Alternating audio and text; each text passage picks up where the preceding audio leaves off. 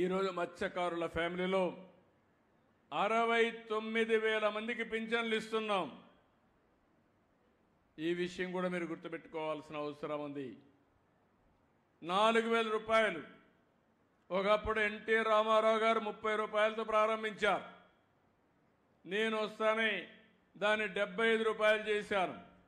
ఆ తర్వాత మళ్ళీ సీఎం అయిన తర్వాత 200 రూపాయలని 2,000 రూపాయలు చేశాం.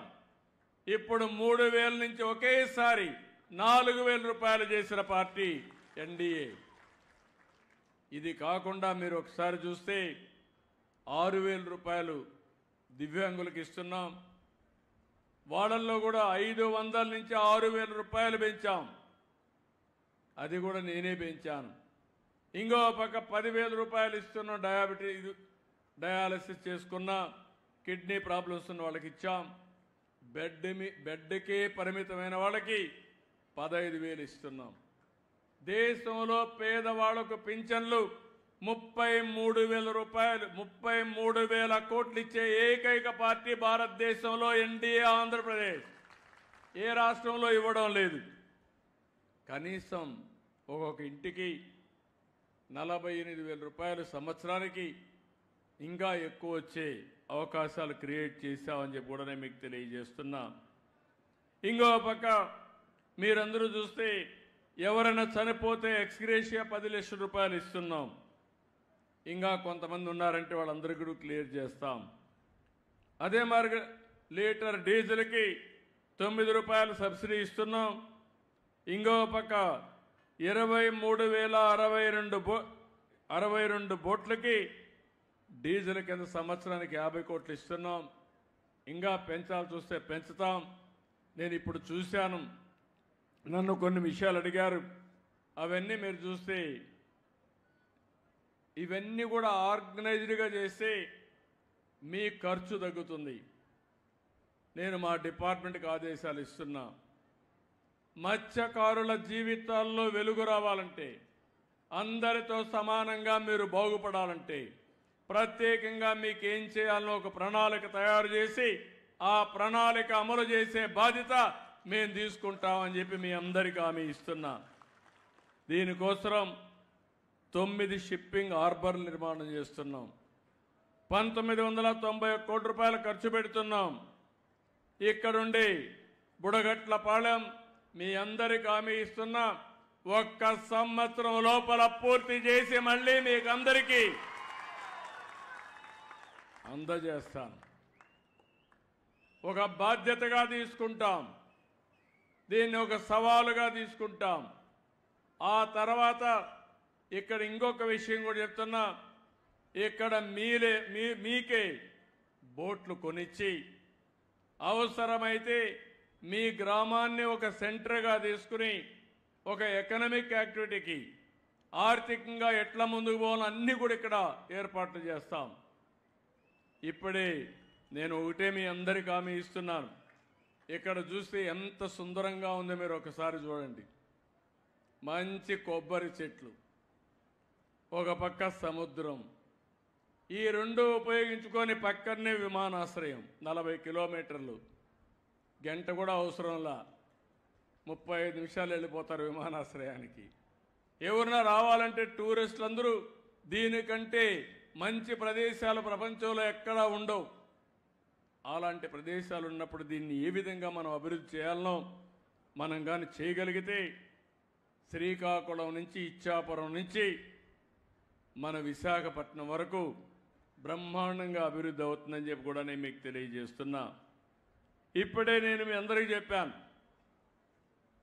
మనకు ఆదాయం రాకపోయినా ఏం చేయాలని అన్నీ చేస్తున్నాం.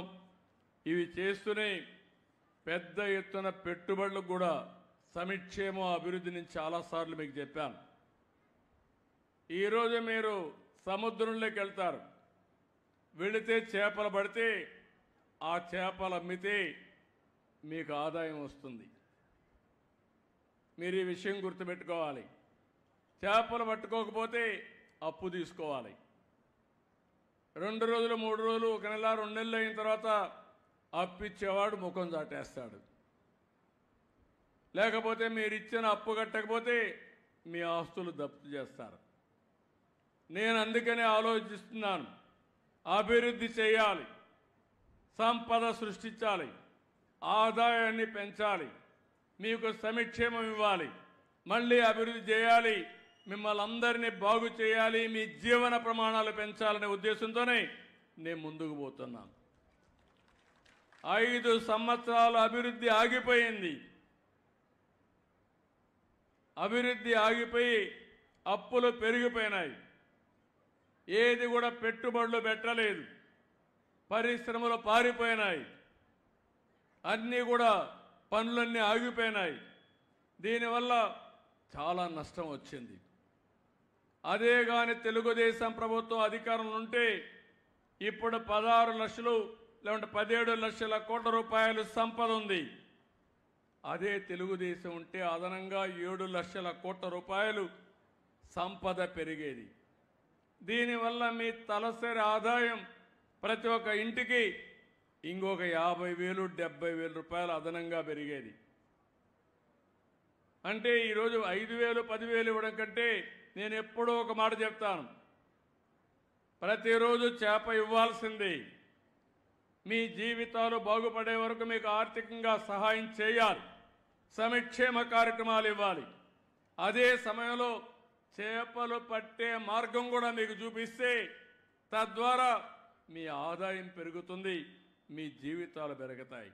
లేకపోతే మేమేదో ఒక చేప ఇస్తున్నాం, ఇదే తిని పడుకోమంటే నేను ఇవ్వని రోజున మీ కడుపంతా పస్తుండే పరిస్థితి వస్తుంది. ఇలాంటి విధానాలతో ముందుకు పోతూ నేను ఒకటే హామీ ఇస్తున్నా. రేపు రాబోయే రోజుల్లో ఇప్పుడే మీ సెక్రటరీని చూశారు. ఆ అమ్మాయి అయితే సచివాలయం సెక్రటరీ, బీకామ్ బీఎస్సీ కంప్యూటర్ చేసింది, బాగా చెప్పగలుగుతా ఉంది. నేను ఒక నిర్దిష్టమైన ఆలోచన పెట్టాను. ప్రతి ఒక్క కుటుంబాన్ని బాగు చేసే బాధ్యత ఈ ప్రభుత్వం తీసుకుంటున్నామని చెప్పి కూడా నేను మీకు తెలియజేస్తున్నా. దానికి కూడా ఒక నిర్దిష్టమైన ఆలోచనతో మీరు చూస్తే ఇక్కడికి వచ్చినప్పుడు ఈ గ్రామంలో కలెక్టర్ గారు ఇక్కడే ఉన్నారు, నేను ఆయనకు కూడా ఆదేశాలు ఇస్తున్నా. ఈ గ్రామంలో మనం చూస్తే జిల్లాలో ఎక్కువ తలసరి ఆదాయం వచ్చేది ఎచ్చర్ల. దానికి సంతోషం.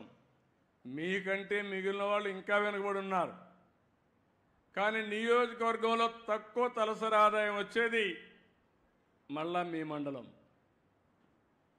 మీ గ్రామానికి కూడా అదే తలసరి ఆదాయం వస్తూ ఉంది.